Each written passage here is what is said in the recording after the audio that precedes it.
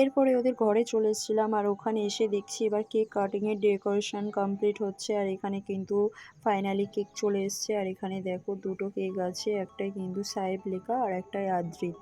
তো যাই হোক, এখানে কিন্তু খুব সুন্দর করে সাজানো হয়েছে। আর এরপরে কিন্তু সবাইকে একে একে ক্যাপ দেওয়া হচ্ছে। তো এখানে ছোটদের মাথায় সবার কিন্তু ক্যাপ দিয়েছে, আর তার মধ্যে আমিও একটু করে নিয়েছিলাম। তো যাই হোক, এবার কিন্তু ও কেক কাটিং করবে। আর এখানে দেখো সবকিছু শুরু হয়ে গেছে।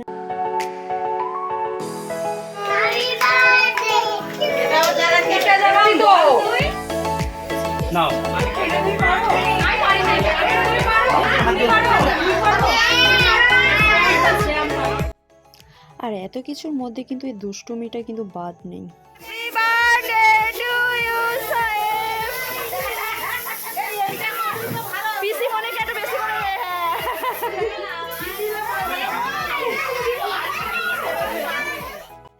সবাই কিন্তু খুব মজা করেছি।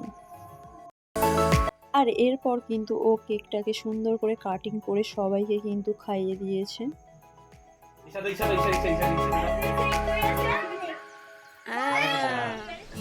ইসিমনে যে এত ছোট করে হা করবে সেটা আমি ভাবতেও পারিনি।